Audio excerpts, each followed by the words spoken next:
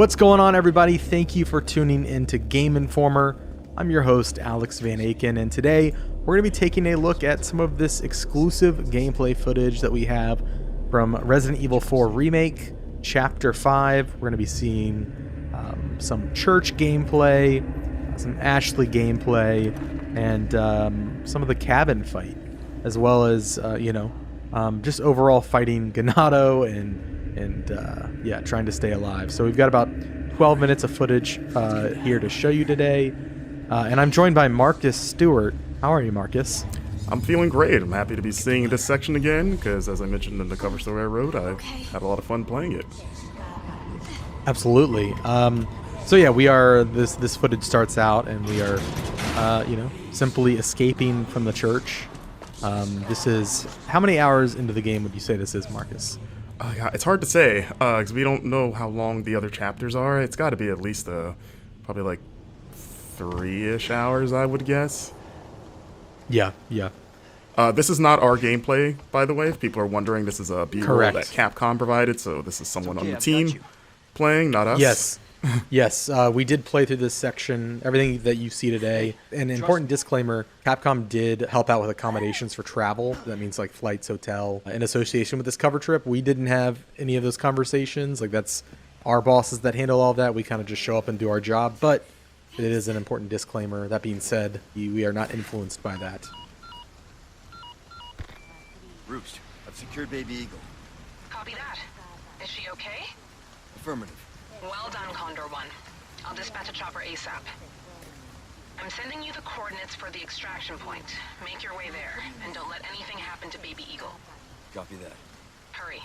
The weather is getting worse. Roost out. So you see the Hunnigan conversations are in game now, which is nice. You can kind of move around while it's happening. Yeah, nice shot of the map there. Going to the helicopter extraction point where nothing will go wrong, I'm sure. So yeah, in the beginning you saw Leon and Ashley sort of just talking about like, hey, we need to get out of here. Fun fact, without spoiling, there's a little extra area in that upper deck that you can find if you don't want to just beeline it straight for that ladder. So keep an eye out up there. I found it on my playthrough. So yeah, we are making our way through here. Leon being a gentleman, moving that out the way because he's all big and strong. Spread out. Okay.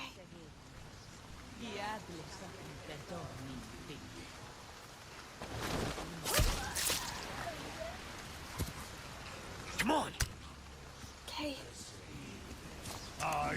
And yeah, this part was pretty fun to get through. I tried to get through it stealthily the first couple times.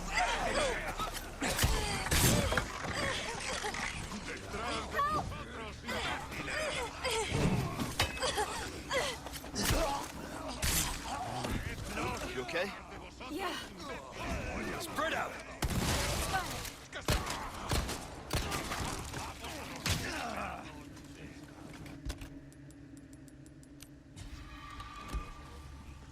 So you're going to notice there's going to be a few jumps in the clips here. Again, that's a Capcom thing, so this isn't going to be a straight run-through of the chapter. It's going to jump around at points.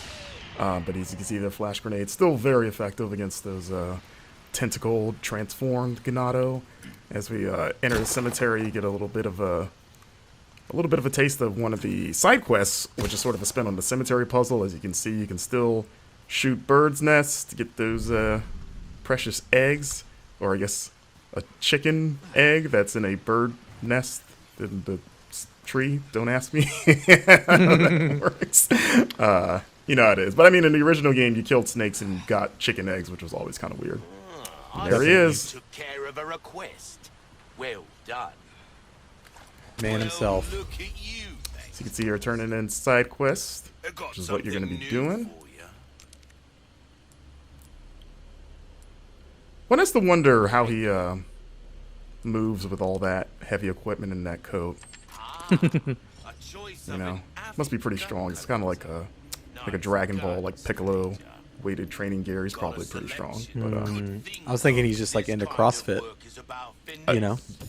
we we don't know. He's a mysterious figure. As you see, we're upgrading our equipment here. You can upgrade knives now, as mentioned in the cover story, which is nice, which you're going to be needing because they have limited durability. And you're going to be using it quite a bit for the new parry mechanic, which I enjoy. And you can see there's another side quest right there. You're going to want to keep an eye out in the environment for those blue flyers. Oh, so there's the Wild Doll quest. That was one of the more involved quests that we saw so far. Absolutely. We need to keep moving. And you won't see the solution in this footage, but you will see sort of what's on the other end of this side quest for you. Yeah. The dog is hard to find. We are going to show the dog, but the way to find the dog will be, I guess, a little bit of a mystery. And also important to note, we turned left when we left that door. There's another path behind us if we were to turn right out of that door that goes into an underground tunnel that like takes you up through a well in the village. So there's a lot of paths available. Yeah, like when we both came through here, we just assumed just the way the camera's framed. We're like, okay, it's the only way to go. But yeah, one of the producers pulled us aside and was like, hey, check this out. And we were like, oh, okay. Not bad, right? Here we go. We've got the village at night. The lady thought she could take a pitchfork to Leon. Didn't work out for her. And this is I was gonna just comment on the rain. I know that there's a lot of talk about Raingate. Raingate. I do agree. I think it can be tuned down a little bit. It does feel like intentionally, like it is intentionally obfuscating the environment, and kind of adds to that tension. Like you can't see what you're shooting. I do agree, though. It's a bit much. And you know, it would be great, Marcus, if there's like a rain slider. I'm kidding. Yeah. I just want a nice little downpour as we see. I love the lighting in this game. You know, like it just the bloom on the flashlight and just how dark everything is. Like it just makes especially like interiors like this. If we lift Ashley up to do her thing, get Leon up there. Yeah, it just makes the interiors creepier. Like that, like the first time that owl made me jump because you just see the glowing eyes in the dark. Yeah, and you're like, oh my god, like what is that? I will say there were a couple times when I was playing the demo where I was kind of in a very dark environment and Leon wasn't pulling up his flashlight, which is kind of frustrating. So I'm just kind of like clambering around in the dark. It was mostly like outdoor. Oh, there he is. The dog.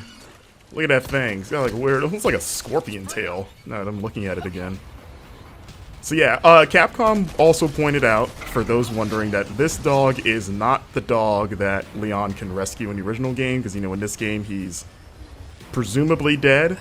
So, you know, at the time we kind of were like, oh, maybe this is the dog, but they were very clear to point out, like, nope, different dog. And you're like, okay. But yeah, that dog fight is pretty hard. They also wouldn't definitively answer if it was the same dog in this game as in the old game. In terms of the one that's dead at the beginning of the game, they're like, maybe it's not the same dog, and it's like, okay. So you see a blue medallion up there as Leon takes it out. So you see it's 1 of 5. So I asked Capcom about that because in the original game it was kind of like 15 in the same area, and they said that that side quest reappears in different parts of the map. So you're going to be shooting.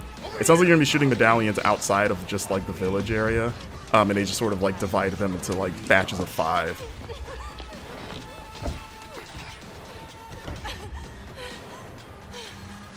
You. Hey. Listen, I bumped earlier. Yeah, like that. Hey, I see you found your missing senorita. Senorita has a name, Miss Ashley. You are? Who are you? What are you doing here? Very good questions, unfortunately. Hide, now. Okay. It's game time. And due to the cuts, there's a lot of that village before the bridge that we ran over that you can you know, fight through and explore. Like there's a lot that they didn't show in this footage. It's where, at least during our playthrough, the brute first appears, the cow-headed enemy. Right. in that area just before the bridge that we crossed. But yeah, because in the footage we've put out of this, people have seen the cow guy shows up in this fight, here. but you Yeah. actually fight him well before this. So yeah, so when it he seems shows like up he's in the gonna fight, be what were we saying? yeah, he's definitely a recurring enemy. But when he shows up in the fight, you've already had to fight him before, and so I feel like it's extra tense because it's like, oh my god, I gotta fight this guy now. Yes. So I saw some people speculating that he might be a single persistent enemy that follows you. I'm no, pretty sure that is not the case. Yeah, I think he's No, just another I have- enemy type. I have killed him several times in different areas. Yeah. Just a new enemy type. So this fight was pretty wild, as it is in the original, but even more so here. And there he is, Mr. Bullman. There's been a lot of like back and forth, like is he a cow, is he a bull? But I was like, he's got a horn there, not be a bull thing. Well, a bull is just a cow. It's a male cow. I mean, yeah, they're the same thing, but you know, like bulls have horns. Okay, Yeah, you know. that's fair. That's fair. Listen, He's got a single horn there. It looks like as Leon just gets pummeled. and yeah, that's the end of you know, the action gameplay we've got to show off. This is a look at putting gems inside of treasures to increase their value. Of course, if you different combinations of gems net you different bonuses. There are now customized cases that have different bonuses. So like the black case has an increased drop rate for L resources. Yeah. And you can pick up charms as well, a little chicken charm. The charms and the cases, they give you little passive bonuses. Yeah. And you can do that stuff in the typewriter menu, as you saw. So you can't do that all the time, just when you reach those save